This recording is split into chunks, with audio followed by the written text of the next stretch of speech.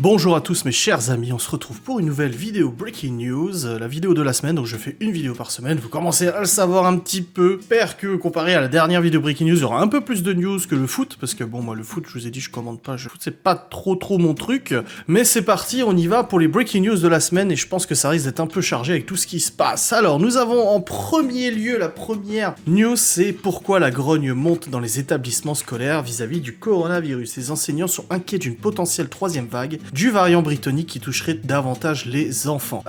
J'ai entendu dire qu'il allait peut-être y avoir les vacances de février. On va peut-être se faire un troisième confinement et les vacances de février seraient prolongées au lieu de 2 semaines, 1 mois ou quelque chose comme ça. Bon, mon avis là-dessus, c'est que garder les enfants à la maison et recommencer le suivi pédagogique vu le retard que ça a causé, pas forcément super positif. Mais je pense qu'on a juste le cul entre deux chaises en fait, entre le Covid, enfin la Covid et l'éducation nationale et tout ça. Je pense que c'est un petit peu compliqué pour le gouvernement de savoir quoi faire. Moi, mon avis personnel, et ça, comme je vous le dis à chaque fois, attention, ce que je vous dis dans cette vidéo, c'est mon opinion personnelle, ne reflète pas forcément la vérité, la réalité ou quoi que ce soit, c'est purement subjectif. Voilà. Pour moi, de toute façon, et je pense que vous l'avez bien compris depuis un petit moment et tout ça, le Covid est présent, il n'est pas négligeable, il tue des gens, on peut pas le négliger. C'est pas possible. On peut pas se mettre des ornières et dire le Covid n'existe pas, c'est un complot, cette maladie est un complot. Comment il a été créé, on ne sait pas. Comment il est venu, on ne sait pas. Cependant, je pense qu'on en fait beaucoup trop. On instaure la peur dans la tête des gens. De plus en plus de spécialistes, de médecins tirent la sonnette d'alarme en disant que justement ça va créer un effondrement sanitaire monstrueux cette année, autant vis-à-vis de la santé mentale des gens, autant vis-à-vis des entreprises, de l'économie, de plein de choses. C'est en train de créer vraiment plein de problèmes et nos enfants sont aussi concernés dans la mesure où le suivi pédagogique qui a été mis en place de mars à juin l'année dernière a provoqué un gros retard d'enseignement sur les enfants parce que les parents, voilà, ils gèrent l'école à la maison et les profs ont été quand même super réactifs, super présents pour faire ce suivi pédagogique. Cependant, je pense que l'école à la maison, en tout cas dans ce contexte-là, quand ce n'est pas choisi, parce qu'il y a des parents qui choisissent de faire l'école à la maison, grand bien leur face, et je pense que ça peut être aussi très positif quand les parents sont très pédagogues et font ça correctement. Cependant, quand ce n'est pas choisi et que c'est imposé comme ça à cause de la situation sanitaire, je pense que ce n'est pas forcément le plus positif possible et que ça ne remplace pas l'éducation nationale, ça ne remplace pas l'école pure et dure. Pour en avoir parlé avec plusieurs profs, même avec des abonnés qui sont instits et tout ça, même des ATSEM aussi, qui ont leur mot à dire, je veux dire. Les ATSEM participent quand même à la vie scolaire et participent à l'éducation nationale, je veux dire, par leur présence et leurs aides. J'ai pu entendre et on peut constater justement que le suivi pédagogique l'année dernière a provoqué un très gros retard et que recommencer justement l'école à la maison pendant plusieurs mois serait une catastrophe complète pour plein de gamins, genre de la primaire, bon la maternelle aussi, mais de la primaire jusqu'à la fac, hein, parce que les lycéens et les étudiants en fac et tout, en école, d'ingé, en IUT, etc., bah ils sont dans la galère la plus totale. C'est vrai que c'est un peu délicat, surtout qu'on sait que dans les écoles, quand même le plus d'efforts possible pour respecter les règles sanitaires, les gestes barrières, le nettoyage des mains, le masque et tout ça. Je veux dire, l'année dernière, enfin en début d'année, ils avaient pas besoin de mettre le masque à l'école. Maintenant, moi, mes gamins sont obligés de mettre le masque. Je pense qu'avec toutes les précautions qui sont prises, dans les écoles, fermer les écoles, ça serait totalement contre-productif et vraiment mauvais pour nos enfants. Moi, c'est mon opinion. Ok, il y a le Covid, mais faut pas non plus négliger l'éducation de nos enfants et tout ça. Et là, ils disent que c'est la cantine et les périscolaires qui sont le maillon faible des établissements. Bon, moi, personnellement, les enfants vont pas au périscolaire le soir, mais il y en a qui ont besoin de les mettre, ce que je peux comprendre. Et au niveau de la cantine, moi, de ce que j'ai entendu, et au niveau de la cantine de mes enfants, il y a quand même des gestes barrières qui sont mis en place. Les enfants sont quand même éloignés les uns des autres pour manger. C'est triste, extrêmement triste, mais je pense que c'est aussi pris en compte. Donc, ouais... S'il recommence, il aurait fallu le faire il y a 1 mois. Réorganisation, on évoque la possibilité de panier repas que les élèves pourraient prendre à leur bureau ou dans la cour, afin d'éviter les brassages. Mais aucune de ces mesures n'a été adoptée. Ouais, enfin bon, depuis septembre, nous suggérons que les élèves puissent être dispatchés dans d'autres lieux en plus des réfectoires pour être moins nombreux autour. C'est compliqué, hein, c'est très compliqué. Déjà que nos enfants en souffrent, c'est très compliqué. Nous avons le vice-président Mike Pence assistera à l'investiture de Joe Biden. Ah, les élections américaines, ah, quel gros débat, quel gros bordel. Mon opinion personnelle, parce que je vous apporte toujours mon opinion personnelle, qui est le mien. Mon opinion personnelle, c'est que ces élections ont été extrêmement floues. Ça, c'est clair, c'est indéniable, elles ont été très floues. Est-ce qu'il y a eu fraude ou pas? ça, je pense que oui, comme dans beaucoup d'élections, même les nôtres, hein, en France, faut pas rêver de toute façon. Et à mon avis, il y a toujours des tentatives de fraude, etc.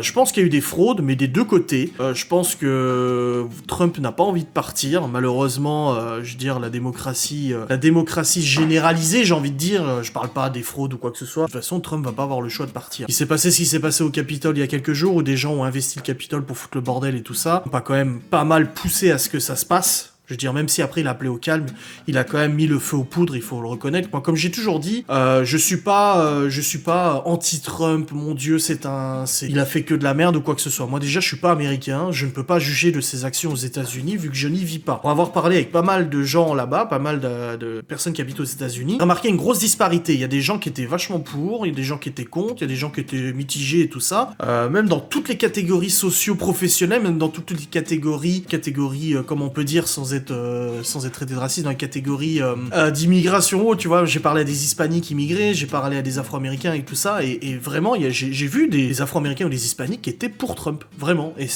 ça peut choquer ou quoi que ce soit, mais je pense que Trump n'a pas fait que de la merde. Je pense qu'il a, de par sa personnalité égocentrique, il a vraiment une personnalité exécrable. Trump, personnellement, je pense que c'est une personne exécrable. Cependant, en tant que président, je trouve qu'il a subi un bashing médiatique et un bashing généralisé assez conséquent qui n'était pas forcément positif et qui était pas forcément le bien. On a essayé de manipuler les gens pour le faire passer pour le pire président des États-Unis, mais en tant que président, il a fait des conneries, il a fait des bonnes choses, je pense, et nous, en tant que Français, on peut pas forcément juger, on n'y vit pas, on ne sait pas, c'est pas nous qui payons les taxes là-bas, c'est pas nous qui payons les impôts, c'est pas nous qui travaillons là-bas, ou quoi que ce soit. Mais je pense que le président a subi un bashing injuste, mais la personne en Donald Trump est une personne absolument exécrable. En tout cas, j'ai regardé un reportage sur lui la dernière fois. C'est vrai que il a l'air d'être quelqu'un, je prends conditionnel, il pourrait être quelqu'un c'est assez compliqué, donc il ne sera pas là visiblement pour l'investiture, mais son vice-président sera là. Je pense que les Américains ont juste envie que tout ça soit passé et de passer à autre chose, parce que ça fait quand même un petit peu, ça fait un peu beaucoup. Alors, un incendie se déclenche aussi, le couvre-feu à 18h est étendu à 8 nouveaux départements. En effet, le couvre-feu à 18h que nous subissons actuellement a été étendu à 8 départements dans le sud, j'ai entendu dire, PACA, etc., il me semble. Hein. J'ai vu un reportage hier où ils interrogeaient les gens dans la rue, ils sont pas contents du tout. Hein. Les gens dans le sud, ils sont pas contents du tout. J'ai vu qu'au niveau moyenne nationale, il me semble, il y a à peu près 43% de taux d'occupation dans les lits. Alors, parlons d'un sujet sensible. J'en parle souvent en live, etc. Je côtoie ou je parle à des gens qui travaillent dans le milieu médical, et c'est vrai que t'entends des gens dire non, il n'y a pas de saturation des services hospitaliers, en tout cas pour moi. Et il y en a qui disent, bah si, moi je travaille dans un service hospitalier saturé, il y a les gens, ils sont dans les couloirs, etc., etc. Je pense personnellement, et ça c'est mon avis, que la situation actuelle vis-à-vis du coronavirus, et ça j'ai beaucoup réfléchi avant de me porter cette conclusion, je pense que la situation actuelle où on n'arrive pas à lutter contre la saturation des hôpitaux n'est pas provoquée par le Covid en lui-même, parce que chaque année il y a la grippe aussi, qui envoie beaucoup de gens à l'hôpital, mais je pense que c'est causé par une politique dégueulasse envers nos services de santé depuis plus d'une dizaine d'années par les présidents et les gouvernements consécutifs. Nos gouvernements et nos présidents, etc., depuis 10-15 ans, ont privilégié le chiffre plutôt que la santé, ont réduit les budgets, ont pris de plus en plus de moyens aux services de santé, que ce soit les hôpitaux, que ce soit les cliniques, que ce soit les médecins ou quoi que ce soit. On le voit, je veux dire, ça fait des années qu'on voit nos infirmiers, nos médecins manifester pour le manque de moyens, le manque de lits, la fermeture de certains secteurs, la fermeture de certaines parties hospitalières, etc., qui provoquent justement des saturations. Si on avait eu un service de soins performant, qui n'avait pas été amputé de budget, de lits, etc., je pense que le Covid aurait eu moins d'incidence au niveau de la saturation de nos... Ça, c'est mon opinion personnelle. Là, on entend Macron, etc., balancer oui, c'est la faute au Covid, c'est surchargé, il faut qu'on lutte en faisant un confinement pour réduire la quantité de personnes dans les hôpitaux. Oui, mais si nos gouvernements n'avaient pas retiré autant de budget à nos hôpitaux, à la santé, etc., je pense qu'on aurait pu s'en sortir bien mieux et les hôpitaux n'auraient pas été surchargés comme c'est le cas actuellement et n'auraient pas manqué de moyens. Quand on voyait des soignants avec des sacs poubelles parce qu'ils n'avaient pas de blouse, c'est quand même aberrant. Et on retient pas la leçon parce qu'il y a eu le premier confinement, on a encensé des soignants en disant voilà, c'est génial ce qu'ils font, ce qui est le cas, c'est vrai, c'est des bâtons et tout ça. Et une fois que le premier confinement est parti, que finalement le Covid s'est un peu reposé pendant l'été, il s'est un peu éteint, on entendait parler, mais on va dire que ça s'était fortement calmé, et pour recommencer les coupes budgétaires, en fait on n'apprend pas, notre gouvernement n'apprend pas. Il se dit pas, bon bah, au bout d'un moment, quand on voit qu'on claque je sais pas combien de milliards d'euros dans ça ou ça, on se dit pas, bon, on a fait une erreur, on a négligé le service de santé français, va peut-être falloir mettre la main à la poche, va peut-être falloir faire quelque chose. Et ben non. Pour l'instant, on n'a pas d'annonce où on dit on va rajouter. Alors oui, ils disent soi-disant qu'ils ont rajouté 5000 lits en réanimation ou quoi que ce soit. Alors pourquoi on est encore saturé? Pourquoi dans les hôpitaux qui ont été saturés, c'est encore le cas? C'est pas possible, il y a des problèmes. Il y a un gros problème de gestion. Il faut que le gouvernement soit cohérent avec lui-même et avec nous-mêmes en admettant que c'est la politique budgétaire qui a provoqué aussi, parce que le Covid est bien là, mais a provoqué aussi cette situation. Voilà mon opinion. Je vais me faire taper dessus, j'en sais rien, mais je vous donne mon opinion purement personnelle sur la situation des... la CFDT appelle à augmenter les soignants d'urgence. Bah voilà, c'est ce que je dis. On manque de soignants, on manque de lits, on manque de moyens, on manque de plein de choses de toute façon, hein, de toute manière. Ça c'est clair. La tempête de neige historique continue de semer le chaos en Espagne. Oui, il y a une tempête de neige en Espagne. J'ai vu plus de 50 cm sur l'aéroport en Espagne et tout ça. Ça a été costaud. Les gens ils font du ski dans la rue et tout. C'est joli à voir. Les écoles fermées lundi et mardi. L'aéroport de Madrid toujours fermé. C'est ce que je vous ai dit. La capitale est complètement paralysée. Les services de bus a été suspendus. Les trains à destination en provenance de Madrid ont été annulés. A fait savoir. Bah forcément dans des pays où t'es pas habitué à avoir de la neige, quand ça tombe comme ça en masse, bah je peux pas. Il y a pas de. Inquiétant. Les violences conjugales ont augmenté de 60% pendant le deuxième confinement. Sans déconner. Pour être allé à la gendarmerie, j'en ai parlé justement à l'officier, l'OPJ à qui j'ai discuté, et il m'a dit on a de plus en plus de plaintes pour violences conjugales, on a plus de plaintes pour violences envers les enfants, maltraitance, des gens qui sont isolés, qui pètent les plombs, des suicides et tout ça. Moi je vous dis, et je le dis depuis un an, hein, ça fait depuis le premier confinement que je vous dis, le pire est à venir économiquement et sanitairement. On est en train de rendre maboule les gens, on est en train de créer un climat anxiogène et les médias n'aident pas du tout à ça, en nous faisant peur toutes les 5 minutes avec des flash infos, etc. Mais c'est très compliqué hein, de toute façon. Le virus, au moins 20 000 cas et 171 décès dans les hôpitaux en 24 heures. Alors on voit que au niveau de décès, ça a vachement baissé. On se retrouve à un niveau... Alors ça a peut-être augmenté avec les fêtes qui viennent de se passer. Au niveau des décès, ça a vachement baissé. On se retrouve un peu au niveau quand il y a eu la levée du confinement l'année dernière. Enfin, oui, l'année dernière en l'occurrence. Après, moi, les 20 000 cas, moi je trouve qu'on fait peur aux gens en disant « Oh mon Dieu, il y a eu 20 000 cas, il y a eu 30 000 cas. » Mais oui, mais ils font des dépistages massifs. C'est normal qu'il y ait plus de cas. Je suis sûr, on aurait fait ce genre de dépistage massif au mois de mars. On aurait halluciné du nombre de cas détectés. Ça aurait été pire que ça, je pense. Sauf que le taux d'incidence de ces cas, donc de ces cas détectés, il y a je sais plus combien de pourcentage d'asymptomatiques, pourcentage de personnes qui s'en sortent, petite fièvre ou quelque chose comme ça, et le taux de mortalité reste quand même extrêmement bas. Comme je vous avais dit, moi j'avais regardé des statistiques parce que j'avais vu un article sur Facebook, je me méfie toujours de ce que je lis sur internet, j'allais vérifier et tout ça, et en effet, le Covid a tué plus de gens cette année, c'est pas négligeable.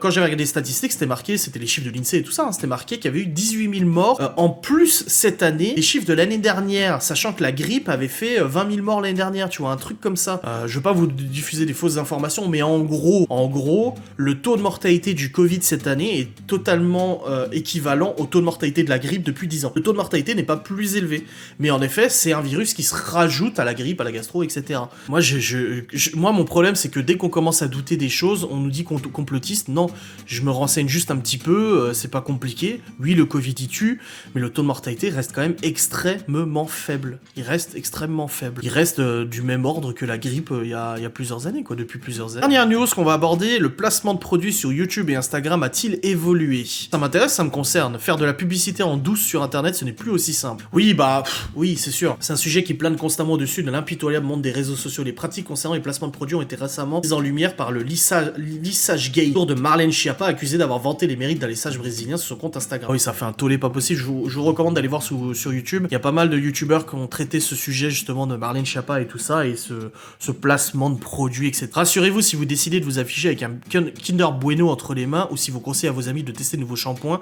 sur votre compte, vous ne ferez pas, vous aussi, la une des médias. En revanche, si vous êtes un influenceur ou une influenceuse et que vous êtes payé par la marque pour faire la promotion d'un produit, ça risque de mal se passer, ce qui est tout à fait normal. Moi, quand je suis arrivé sur YouTube et tout ça il y a quelques années, c'était déjà un peu ancré les placements produits, mais c'est vrai que j'avais constaté que beaucoup d'influenceurs, beaucoup de youtubeurs ne le disaient pas. Alors, c'était pas forcément pour contrer ou c'était pas forcément pour cacher. Je pense qu'il y a beaucoup d'influenceurs qui ne le disaient pas parce qu'ils jugeaient pas intéressant de le dire. Ça tombait un peu de sens, tu vois. Je dis, je vais vous présenter le dernier Aspi, par déduction, tu te doutes bien que le truc a été offert gratos ou t'as été payé derrière. Cependant, il y en a certains, je pense, qui faisaient exprès de faire croire que c'était un truc genre j'ai découvert ça, c'est génial, alors qu'en fait t'as été payé derrière. Mais c'est très bien ces réglementations. moi, cette modification de réglementation, je l'ai vécue il y a 2 ans, où en effet, les annonceurs ont commencé à tous dire dans leur mail, dans leur briefing avant promotion, n'oubliez pas de spécifier que c'est un partenariat rémunéré, une sponsor, un placement produit ou une promotion commerciale. N'hésitez pas, parce que autant l'influenceur comme l'annonceur peut être pénalisé par ça, une marque qui va pas obliger son influenceur à le mentionner peut aussi du coup se faire taper sur les doigts. Et je trouve ça tout à fait normal. Moi je pense normal que quand il y a un placement de produit qui est fait, ça soit totalement indiqué. C'est pour ça que moi je suis transparent avec vous. Je vous ai dit, la tablette dont j'ai fait la pub, j'ai pas été payé, mais je l'ai offert gratuitement. Ça reste un partenariat. C'est plus une collaboration non rémunérée qu'un sponsor ou quoi que ce soit un sponsor. Je trouve que c'est vraiment quand il y a du paiement. Typiquement Emma Matelas. Emma Matelas c'était un sponsor. Parce qu'en plus de recevoir le matelas, j'ai été payé. Et je vois pas ce qu'il y a de mal en fait à prévenir les abonnés que c'est une collab. Je vois pas pourquoi il y a certains influenceurs qui se permettaient de cacher ça alors qu'au final il y a rien de mal. Enfin bon, il y a de toute façon il y a eu, je trouve, en 2018-2019 une grosse fronde des abonnés où ils trouvaient scandaleux que les influenceurs fassent des pubs, et je trouve que ça s'est un petit peu calmé, c'est rentré un petit peu dans le moule, et maintenant enfin quand il y a une pub qui se passe, un influenceur qui fait une pub sur une vidéo genre Amixem ou des conneries comme ça, je dis Amixem parce que je regardais une vidéo de lui juste avant, et ben je trouve que c'est beaucoup mieux pris qu'à l'époque. Pourquoi? Parce que je pense que les influenceurs, les youtubeurs et tout ça ont fait de la pédagogie et ont pas mal justifié les placements produits auprès de leurs abonnés. Je pense que du moment où t'es clair, t'es vraiment clair et t'expliques correctement les choses à tes abonnés en disant voilà, les vues YouTube ça me rapporte ça, les collabs ça me rapporte de l'argent en plus parce que finalement il y a des charges à payer, etc., etc. Il y a du budget pour réaliser cette vidéo, bah ce placement produit me permet de payer ce budget, etc. Mais je pense que du moment où t'es clair avec tes abonnés, que tu détailles bien les choses, bah il y a aucun problème avec ça. Et les influenceurs et les youtubeurs, en tout cas que je suis, ont été nombreux à faire des vidéos où ils expliquaient pourquoi ils faisaient des placements de produits, pourquoi, comment, etc. Ils dévoilaient pas forcément les montants, mais ils expliquaient que c'était nécessaire et que c'était bah du coup un peu que ça devenait un peu la norme dans des grosses vidéos ou des vidéos de tous les jours, voilà. Donc bah, moi j'ai aucun problème avec ça, en tout cas personnellement. Quand je vois un de mes youtubeurs faire un placement produit, ah oui, NordVPN, on entend parler à toutes les sauces et tout ça, c'est vrai que c'est un peu gavant au bout d'un moment. Et après c'est leur politique à NordVPN, politique commerciale de matraquer pour que ça reste, tu vois. Comme Mercurochrome, le pansement des héros. Alors, avec la redondance, ça rentre quoi. Bref, voilà pour les Breaking News d'aujourd'hui, elles étaient un peu plus détaillées que la dernière fois, un peu plus longues. J'espère que mon avis ne vous aura pas choqué, comme j'ai dit, c'est mon avis personnel. Je reste dans le respect et je reste surtout je reste dans le cercle du respect, tout simplement. Je n'accuse personne, je ne critique personne, je juge personne, je n'attaque personne ou quoi que ce soit. Donc de toute façon, dans tous les cas, si vous venez m'insulter, vous venez me reprocher des choses, vous venez avec violence me sermonner ou quoi que ce soit, moi je sais que dans mon cas, j'aurais été respectueux. Voilà. Donc je vous remercie beaucoup d'avoir regardé cette vidéo, je vous fais des bisous et je vous dis à très vite.